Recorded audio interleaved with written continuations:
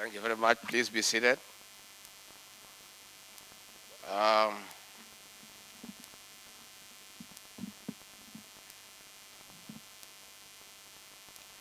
Your Excellencies, the governors and the deputy governors, the development partners, resource persons, and all of those who are here this afternoon, good afternoon. God is good, and all the time. Asante sana. We are still trying to acclimatize to this new situation because if it was a wish of human beings, we would not be here today. But we are here because of the will of God.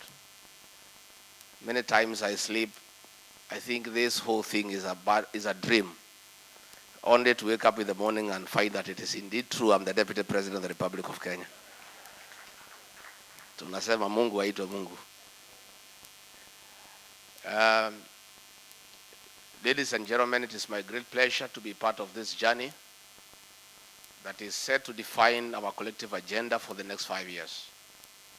The success brought about by the devolved system of governance is a testimony of how far we have come and how we continue to build strong institutions together as a country. Let me start by congratulating all of you for being elected as governors and deputy governors of your respective counties. Hongera sana. It is indeed a sign that wananchi have faith in the plans you have of improving their lives. As we begin the journey, we as a new administration look forward to partnering with you to uplift the living standards of the people of Kenya. And probably I also join the previous speakers in paying special tribute to our women governors who are elected. Pongezi sana. Even as you are being congratulated, I also want to take part in feeling nice on your success. Because among the 7 governors, I campaigned very hard for 4 of them against my fellow men. So as you bask in the glory, we also are part of that effort. Over the last 10 years, the politics of devolution explained the high intensity of hopes and expectations that have been pinned to it. There are great opportunities and enormous challenges awaiting you and the new administration, which will determine the fate of the country, politically and economically, for years to come. As the national government will continue to deepen our devolution support strategies while committing to respond to new issues evolving from time to time throughout the implementation process. Distinguished guests, we have all just come out of a very competitive and intense process of an issue-based campaign, as you are all aware, the Kenya Kwanza administration committed to implement a raft of policies that are aimed at addressing the challenges that continue to bedevil the Kenyan people. If fully implemented with your support, our agenda will have far-reaching implications on both the economic and social well-being of our country. The programs under the new administration are expected to accelerate and sustain inclusive growth, create opportunities for productive jobs, and thus reducing poverty and income inequality, therefore providing a better future for all Kenyans. Allow me to add my voice to this gathering by enumerating the following in addition to the Kenya Kwanza policy agenda. To begin with, this administration has every intention of building a healthy and productive nation by providing universal health care and scaling up preventive health measures, including improved nutrition and public health education. To this end, the government aims to provide national health insurance fund coverage for all Kenyans with no exclusions, in the mantra of leaving no one behind. In addition to that, the Kenya Kwanza administration will work with counties on the modalities of employing and initiating payment for community health workers who shall form part of the primary health care system.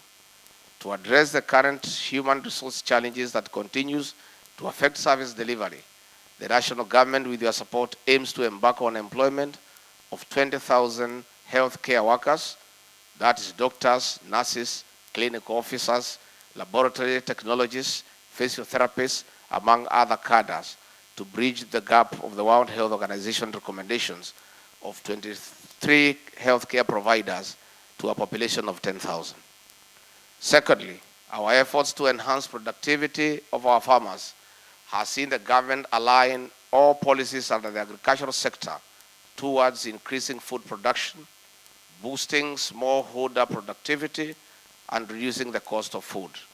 Overall, the strategies under our agricultural transformation and inclusive growth target to reduce the cost of food, reduce the number of food insecure Kenyans, reduce chronic malnutrition, increase agriculture contribution to GDP, and create 1,000 production SMEs and 600,000 direct and indirect jobs, and increase the average daily income of our farmers. Restructuring and extensive reforms in institutions within the agricultural sector, including the National Cereals and Produce Board, Agricultural Finance Corporation, Agricultural Development Corporation, will be undertaken to ensure that our county governments, farmers, and the entire private sector receive the necessary support. Thirdly, Article 43 of the Constitution speaks of accessible and adequate housing and reasonable standards of sanitation for every Kenyan. Next to agriculture, we see housing production as a sector that will create quality jobs for 100,000 or so young people that are graduating from TVETs every year directly in the construction sector and indirectly through the production of building products. The national government is working to increase supply of new housing to 250,000 persons per annum and percentage of affordable housing supply from 2% to 50%. This we shall achieve by restructuring affordable long-term housing finance schemes, including a national housing fund and cooperative social housing scheme that will guarantee offtake of houses from developers. And at this juncture, allow me to state that in order to achieve this target, the government will be looking to partner with county governments to facilitate availability of land and developing the needed infrastructure. I want to encourage county leadership to start dialogue with the private sector, who will play a critical role in realizing this ambitious commitment, which I have no doubt we will achieve together. Fourthly, and last but not least, is our growing focus on manufacturing as the engine of economic growth. It is no secret that industrialization is a very key ingredient world over for job creation. As an administration, we therefore not only want to acknowledge the role of foreign direct investment in this sector, but also the need to nurture our infant industries by creating a conducive environment for both to thrive. To this end, we have identified key sectors that present a comparative advantage for our country, including textile, agro-processing, oil, gas, iron and steel, as well as ICT, among other subsectors. To facilitate the growth of these sectors, the government will embark on infrastructural development, including identification of special economic zones, support of technology incubation, and upgrade of common manufacturing facilities, as well as provision of financial support and credit to micro, small, and medium enterprises throughout the Hustler Fund. In response to the market demand, government will heavily invest in technical and vocational education and training, TVETs, in each of the 290 constituencies. The objective is to enhance the quality of TVET graduates to meet the local industrial needs and become internationally competitive. Already, significant progress has been reported in student enrollment in TVETs and Kenya Industrial Technical Institutes, in addition to increased number of applications for patent utility models and industrial design. Distinguished guests, allow me to use this opportunity to call upon counties to equally take measures that will address some of the key physical challenges they continue to face. Of key importance is the issue of pending bills that continue to affect business and operations of the private sector. I further want to encourage all counties, and especially those with the new leadership, to conduct internal audits of their pending bills. I further want to emphasize the need to ensure that the verified bills must be budgeted for and plan of action presented to both the Controller of Budget and the Office of the Auditor General to facilitate further action. As I conclude, I wish to restate our commitment as a government to ensure that county governments receive their share of revenue in a timely manner. The equitable share transfer from national government, because it is unconditional, is critical in giving counties substantial autonomy in decision making.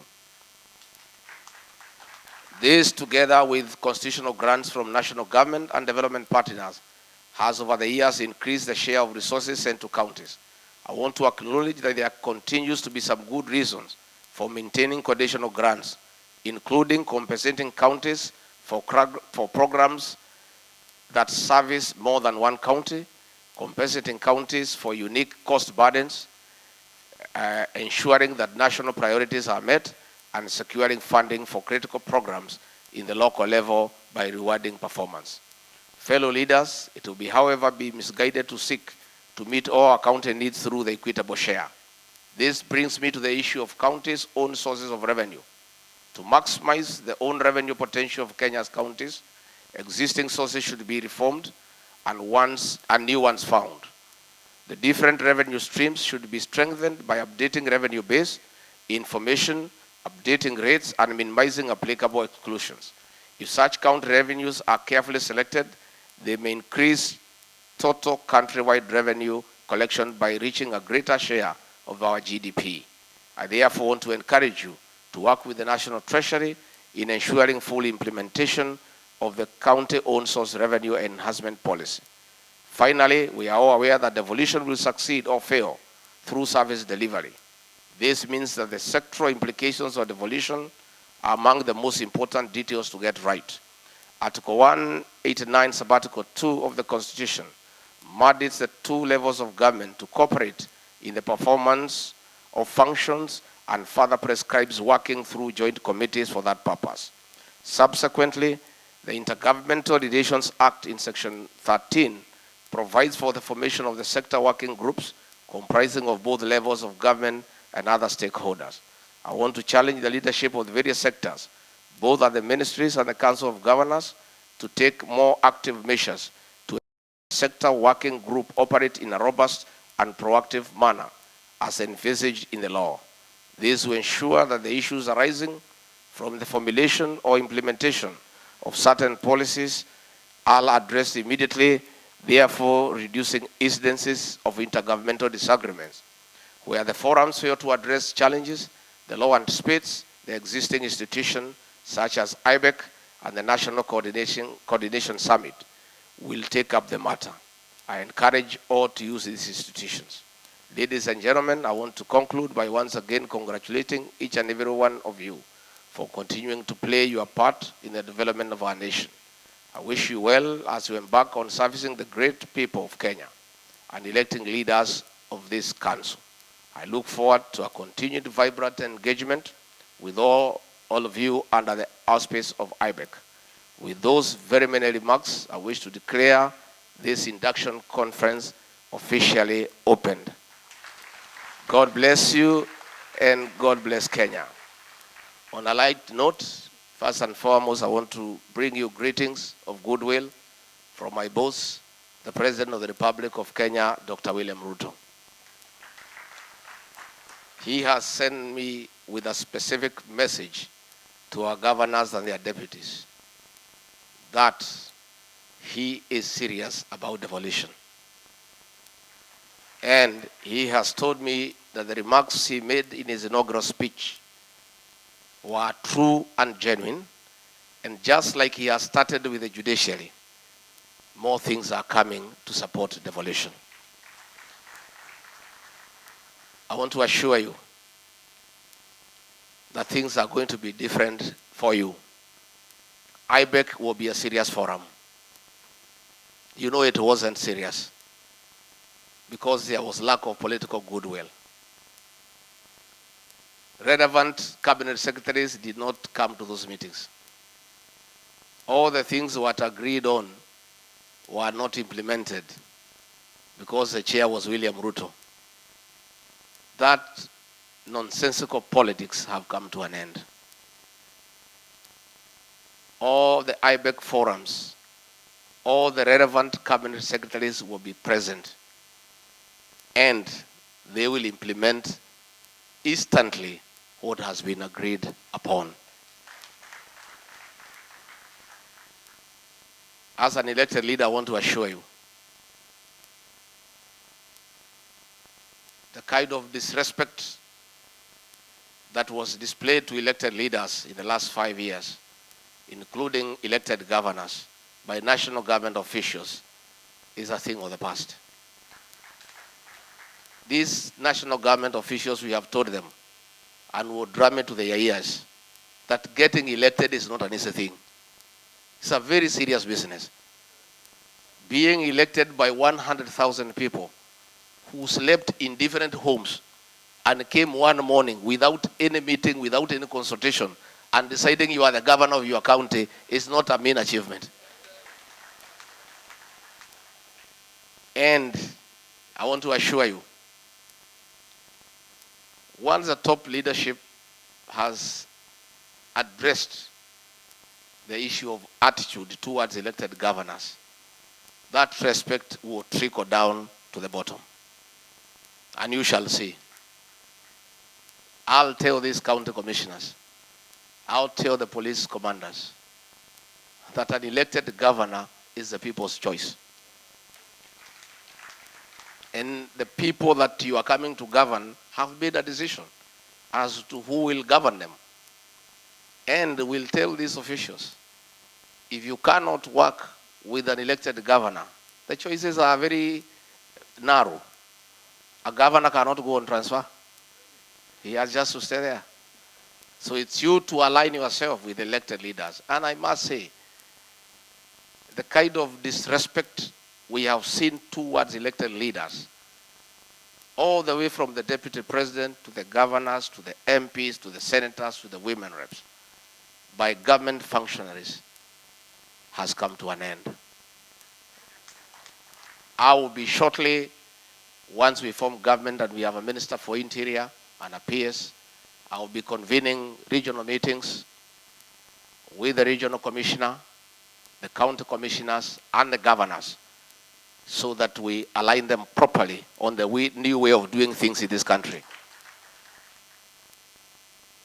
The sovereignty of this country is expressed by the people through their elected representatives. And that is why we must align all our government officials to that reality so that we are able to work properly. And therefore, that is something that will happen. The president has told me to inform you that the coordination summit will be convened regularly as per the law. We'll do it twice a year, and if need be, we can do it as many times. And he has given a commitment that the first summit will be convened before the end of the year. He has further asked me to inform you that that summit will not be a monologue. It will be a serious consultative forum between the president, his deputy, and elected governors so that we can move Kenya forward. The era of summoning meetings and lecturing elected leaders like children must come to an end. We must allow elected leaders to speak because they speak for the people, and the people are supreme. So those forums, and I have no doubt in my mind, will unlock most of the issues that you have. The issue of delayed disbursements will be addressed. The issue of transferring the remaining functions, followed by resources, will be addressed shortly. We must give true meaning to devolution, because that is what the Constitution says. And indeed, when we have gone round, the people of Kenya are truly happy about devolution.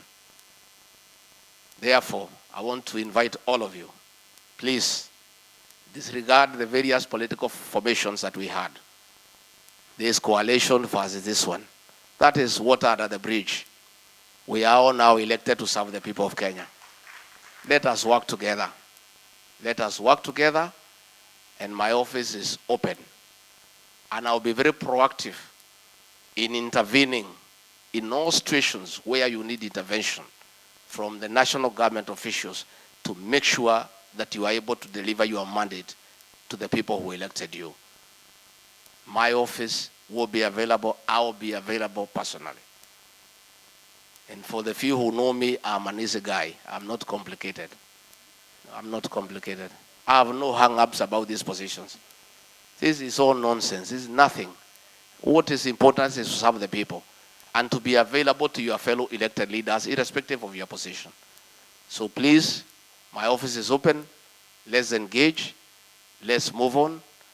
And in our new government, we have no boundary of who supported Kenya Kwanza, who supported Azimio. That is water under the bridge. Ourselves, we are magnanimous in victory, and we want to move this country forward. And this is our country, irrespective of who won and who didn't. That is now a matter that belongs to the past. Let us all work together for the betterment of our country. And we have just started the journey of economic transformation to change the lives of the people of Kenya, to improve the quality of life for the people of Kenya, to create an enabling environment for Kenyans to do business. Our policy is less and less government in people's lives and more services to the people of Kenya. Finally, I want to assure you, we are aware of the harassment and intimidation governors have undergone through by state agencies. The level of extortion by detectives pretending to be fighting graft, whereas they were just extorting money from governors and officials, is a thing of the past. We have told DCI to go back to Kiambu Road and wait for crimes to be reported there. They have no business in government offices, hovering all over and creating a toxic environment for service delivery. We cannot have detectives in government offices because they poison the atmosphere and the environment for civil servants to deliver. So we are going to tell our security officers that they cannot send a junior police officer to go and harass and interrogate an elected governor. If there is an issue that needs to be addressed, as it should be, we are not saying we don't fight graft, but let us be decent people.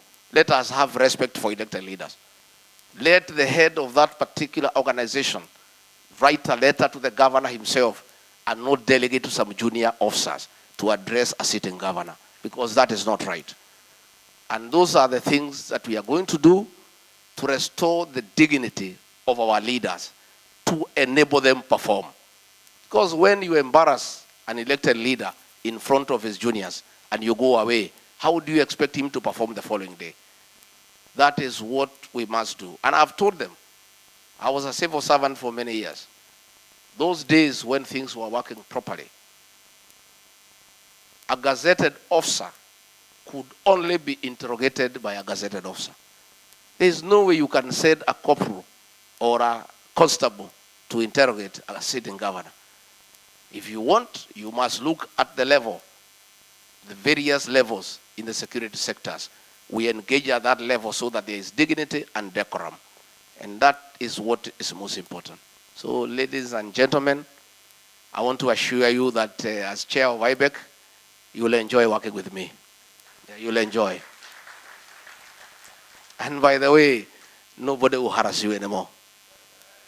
You guys are so lucky that the deputy president is a guy who has been harassed. Therefore, what we have agreed with Dr. William Ruto, that probably the harassment and intimidation we went through, it was all God's doing, so that never shall we allow other Kenyans to be treated that way. So we'll work hard, we'll work together, we'll support you. Devolution must succeed. But please work as a team. Put the differences of Azimio and Kenya Kwanza aside.